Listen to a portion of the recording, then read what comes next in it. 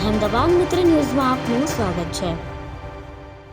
સત્સંગ હોલવાળી શેરીમાં 21 ઘર આવેલ છે, જે સમગ્ર વિસ્તારના લોકોએ એક જૂથ પરિવારની માફક શેરીની એકતાનું પ્રતીક ભક્તિભાવે ગણેશ ચોથથી વિસર્જન સુધી સતત 11 દિવસ ભક્તિભાવે ધાર્મિક રંગે રંગાયા, જેમાં રોજે રોજ અલગ અલગ સ્વાદિષ્ટ વાનગીઓનો પ્રસાદ સાથે આરતી, મહાઆરતી, પૂજા પાઠ, પ્રાર્થના, ગરબા વગેરે કાર્યક્રમોને પ્રાધાન્ય આપી ગણેશ બાપાના આશીષ મેળવવાનો પ્રયાસ કર્યો।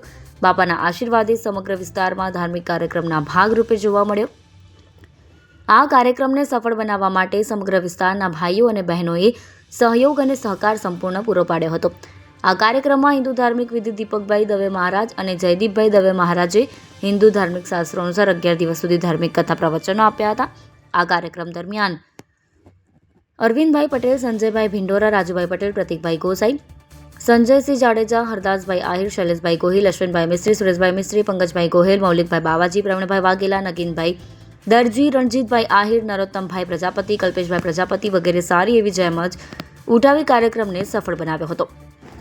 આ કાર્યક્રમની આભાર વિધિ સમગ્ર શેરીના લોકોએ કરી હતી। આ કાર્યક્રમ દરમિયાન ભાટિયા સોસાયટીના ચૂંટાયેલા પ્રતિનિધિઓ પણ ભાટી એકા રાજા ગજાનંદ ગ્રુપના ગણેશ પંડાલ ખાતે દર્શન કરવા હાજરી આપી હતી અને વિવિધ કાર્યક્રમો જેવા કે 56 ભોગ, મહારથી આરતી, પૂજાપાઠ, પ્રાર્થના રાબેતા મુજબ 11 દિવસ સુધી કરવામાં આવેલ હતી। દશરથસિંહ પી ઝાલા દેવડીવાળાની એક અખબારી યાદીમાં જણાવ્યું છે। અહેમદાબાદ મિત્ર ન્યૂઝ રિપોર્ટ, કેમેરામેન માહિર દિવાન સાથે આરિફ દિવાન, વાંકાનેર। આ ભારતીય સોસાયટીની અંદર સત્સંગ હોલવાળી શેરી કહેવાય, એની અંદર ગજાનંદ ગ્રુપ નામનું અમે ચલાવીએ છીએ। આની અંદર ભાદરવા સુદ ચોથથી માંડી પૂર્ણ 10 દિવસ અને 10 રાત અમે ગણપતિ દાદાનું પૂજન અર્ચન કરીએ છીએ। સવારમાં રોજ ઘર દીઠ 2 કપલ કે 3 કપલનો વારો લઈએ છીએ, પૂજન વિધિ અમે કરીએ છીએ। સાંજના સમયે દાદાની આરતીમાં આખી શેરી હોય છે, આખી શેરીના સહકારથી, ભાવનાથી આ કાર્ય કરી છે। ધર્મ બાબતની અંદર મારી ગાઈડલાઈન હોય છે, પૂજન કેમ કરવું, કેવી રીતે કરવું, કયા સમયે કરવું, આની ગાઈડલાઈન મારી પાસે હોય છે। શેરીની અંદર વડીલ તરીકે હું છું, એ માટે આજે ઇન્ટરવ્યૂ માટે આવેલા છે, એટલે મારું ઇન્ટરવ્યૂ આપું છું। રોજે બપોરે અમે અમારી અનુકૂળતા મુજબ રોજ સાંજના આરતી બાદ અમે અમારી પાસે ડાટા અવેલેબલ હોય તો અમે આખી શેરીનો નાસ્તો ગોઠવતા હોય છે।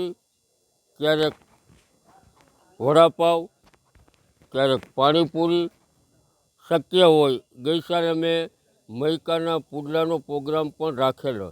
આ વિધિ અમે ડાટાની અનુકૂળતા મુજબ કરતા હોય છે, અમને ડાટા અવેલેબલ હોય તો। બાકી રોજનો પ્રસાદ અમારા ગજાનંદ ગ્રુપ તરફથી હોય છે।